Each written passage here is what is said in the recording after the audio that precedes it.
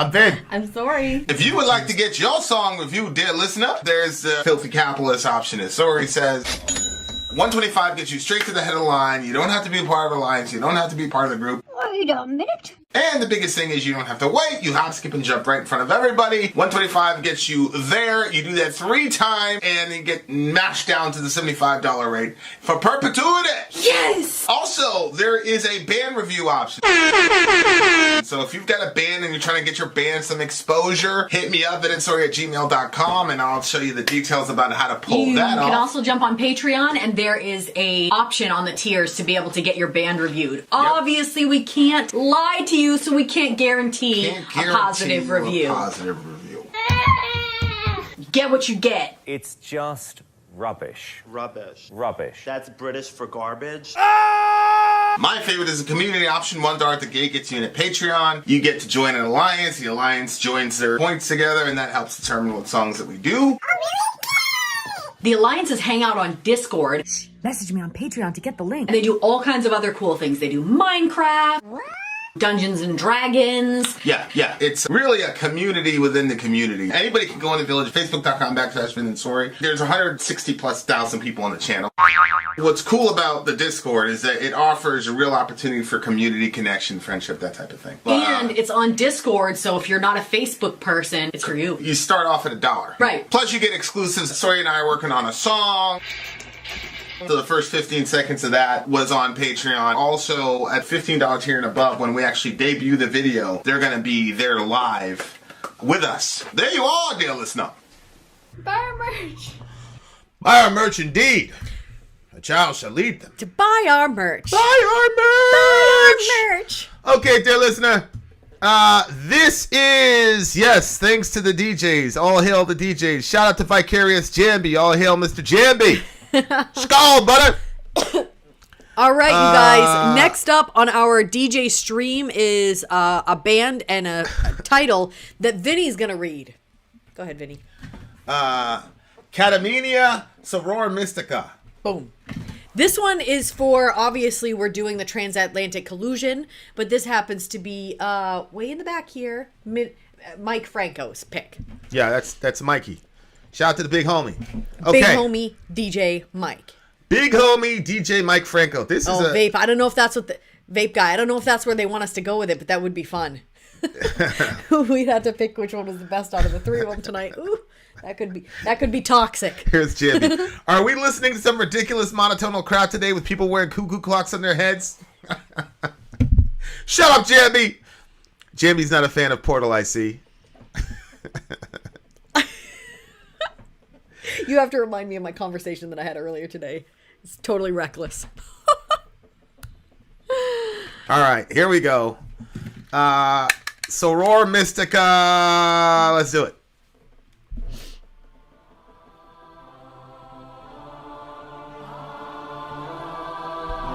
I'm feeling this. Is that a girl singer?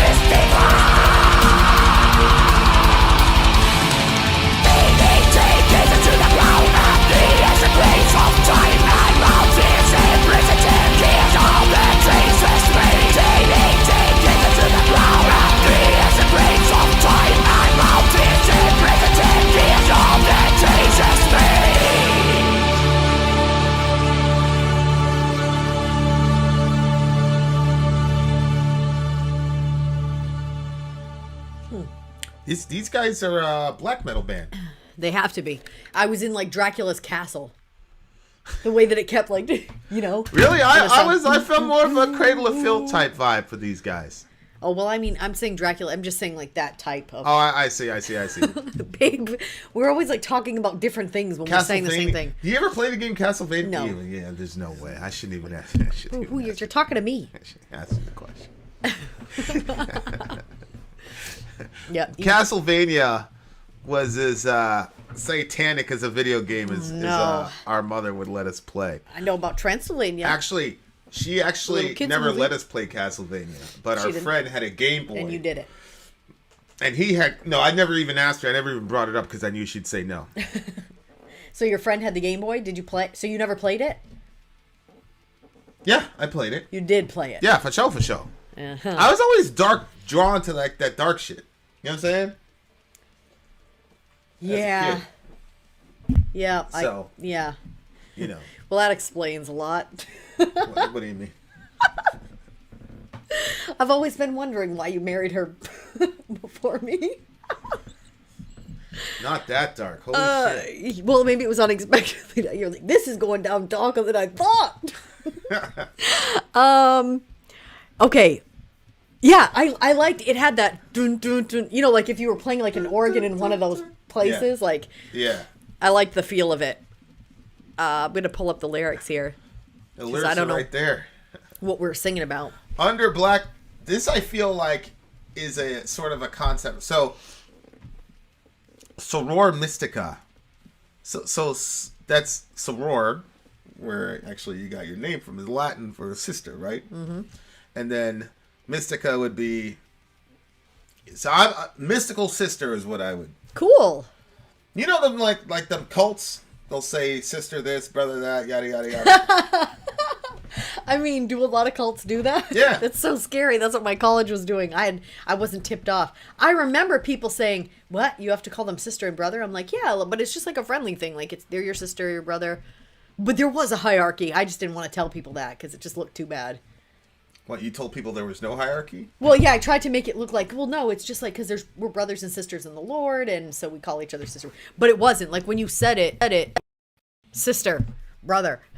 It wasn't. Were you talking about Sister Catherine or whatever? Yeah, or whoever else. Okay. Under black moon, flame to fire. Whoops, I don't know if I was kind of... Like the storm. The time, all dreams have gone, and the time of might has dawned. As the stars, she shines in the darkest sky. See? Mm-hmm. She's like the focal point. Fiery hearts of mountains throbbed, oceans ran, shores wept alone, paths misguided. I can't stand when people do shit. Yeah, I know. I don't like that either because it's I feel like it's unnecessary. Yeah, I agree. Until the silence dropped on its knees, Soror Mystica. They laid their gazes to the ground at the ancient graves of time, and mountains embraced them. Ceased all the changes made. See, I feel like that's a reference to something earlier on in the song that we're not... You know what I'm saying? On the album, yeah. Under 1,000 stars, distinguished a fire, took the blackened throat of flame. We cry for emptiness. We cry for coldness. When it says for here, I don't think it's... as they were longing for it, but rather... Because of, yeah. Is that the true brain? Okay, open it, and open it, please. When you get done, honey, can you bring a CHR plate of food? So you think that this is about... Do you think that this is about like a mystical person that... Yeah, it looks like there's like a little mystical cult, and they're trying to like draw up this mystical sister. To rise her up? To like... she's she's like conjure her? Yeah, I think, they're trying to conjure her up or whatever, it looks like. Because it says, under a black moon, flame to fire, like storm, etc. And then, and as a star, she shines in a darkest sky. Mm-hmm. So she's, whatever. They're conjuring her or whatever. Yeah. We cry, and I'm saying, because of emptiness, because of coldness, still is the sky, motionless, why? But in the mist, she's not coming. Under burning streams, smiles with the mask of death on her face, she's believing and giving to the darkness the strength. And then it goes back to the chorus. And then I think the last... So she does. So the last line... Hey, are you taking this right now? Yeah. Yes, I am. Guess you're not going to sleep. Yes, I am. No, I'm not going to sleep. Oh, by the way, guys, I definitely have a, what do you call it? Stream. Insomnia stream coming on tonight, so there's also that. Yeah, so it looks like that's what's going on in this situation. They're basically conjured up this lady, and now she's just risen from the thingy, and they're about to go do some demonic shit. But again, I don't know how much this is connected to the songs before it and after it. You see what I'm saying? Oh, well, is it possible that they're summoning winter? Because it's Eternal Winter's prophecy. I don't know if it's like... I don't know that they're summoning winter, but... Maybe not. And then I don't know. We cry for emptiness, we cry for coldness. Still is the sky motionless. Why? But in the midst under the burning I think she can only be conjured up during the winter's months, I think. Yeah. I think it's probably like a fantasy type thing where they laid their what? Huh? Oh, their gaze is to the ground. Okay. Well, also, it just kind of keeps repeating itself. Well, yeah. But again, it's probably a concept record. Mm-hmm. See what I'm saying? Yeah. Well, this one is... Wait a minute. Why is it not on there? Oh, that's the best albums of 2016. Does this show this right here? Song 2 out of 11 songs. Right. So, look, they have one, The Darkening Sun. Yeah, I think, and then Eternal Winter's Prophecy. Okay, so I missed that. So That's I think another song. It's just maybe they're trying to get to an eternal winter or whatever. Maybe this group of people in this cult, and they're trying to rise this lady up or whatever. And then that's that. What did you think about the music? Wait a minute. This is the one that sounded like Dracula's Castle? Yeah. There was like a gap in there between when he came in here with all these drinks and well, I liked it. I liked this. I like that kind of creepy sort of sound, but like that rising sound. The sound that I think that if a dark cathedral had a sound, it would be this. That sort of rising in the middle. Not just in the middle, but like as it progressed, like the little thing. You know what I always think?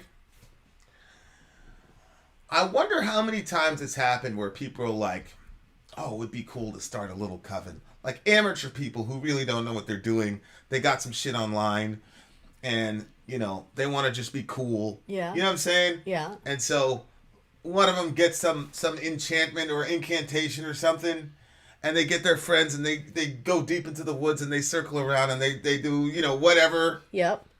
And like some shit really happens. Yeah. Like I wonder... I'm almost certain, I'm like 99.99999% certain that that's happened with people. Oh, I'm sure. I mean... And I would just like to be in a fly on the wall and like, just see that shit happen. Just to see the looks on their faces. You know what I'm saying? It's like in the Bible where Saul was calling up Samuel, the witch of Endor. Yeah. And then when Samuel showed up, she was scared to death. She was like, ah! Yeah. And one of the commentators said, basically... this witch was full of shit. She never did anything supernatural. And then the one time this shit happened, she was surprised. That shows you that she was full of shit. Oh, man. but like, I just wonder sometimes, like, because obviously we believe, I call them dark intelligences or whatever. Castrop called it diamond, which is very interesting. He's got this ruthless other character. Other person that is not very kind, sentient, and has plans and designs and is rational and can be negotiated, but does not have his best interest at heart. No, but just sees him as a tool. Right. And Bernardo Castrop is one of the most he's probably the most intelligent human being on the planet right now. I never saw him look more uncomfortable than when he was talking about that piece of it. Yeah, he talks because he always looks to me like somebody who's very confident, and like at that point, it looked to me like, well, wait a minute, you're not the one steering that cart anymore. Right. But like, here's Jambi. Jambi, my brother. Can you produce better than what these people are producing? I mean, let's be real here. But anyway, We still love you. there literally is no such thing as a white witch.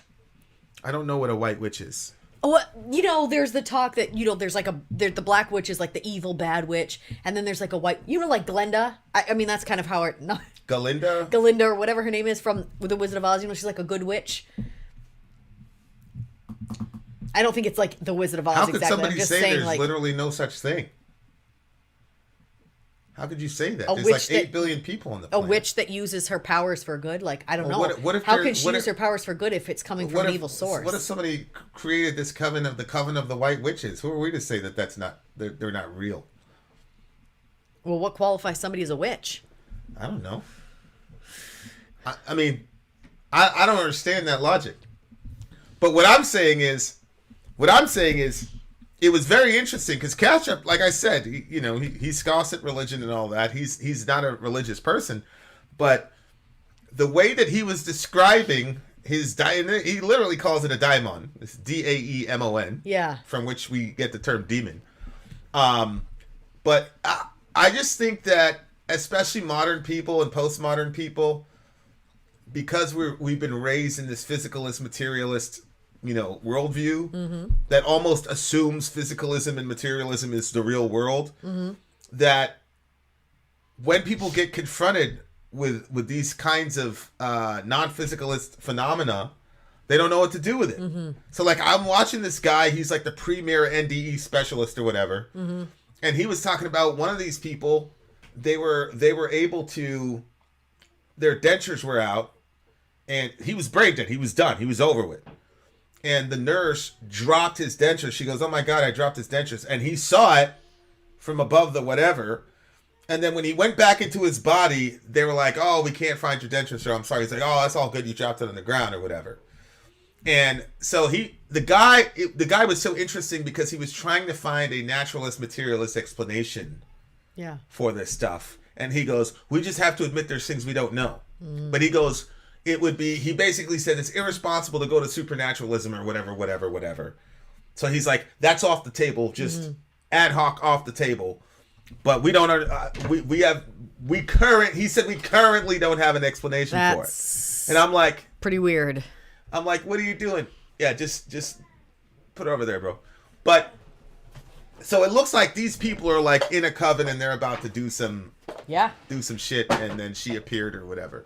But, look, in the comment section, do me a favor. If you've ever, not just the chat over here, but just in the comment section when you watch this video, if you've ever been in a situation where you were just fooling around, maybe, like Ouija board shit, like you're just hanging out with your buddies or whatever, put that in the comment section. I want to read it because I'm very interested to see. And then how did that, if it happened to you, how did that change you? You guys might be interested also in the link that I just posted in the live stream. I don't know if people in the other place can see it, but it's a contest where people had to compile the best information as to why basically there was life goes on after death, and your Castrop guy was in there. One thing that was interesting is somebody that wrote a better paper than him used his information as part of why he came to his conclusion, but he got a better score than that guy. But anyway, if you guys are interested in checking that out, that might interest some of you. So go ahead and get your reading time in. Jambi's out of his mind. He's going crazy. All right, what do you give this song? This one I'll give a 8.92. Wait, yeah, 8.9. Did you give it 8.92? 8.9. 8.9. Go. Oh, Your okay. turn. I'll give this one a 8.7. 8.7 for me. Having said that, dear listener, we're not even halfway through. Sit back and relax. We're about to get into some more metal. Vin out. Sorry out. Gone.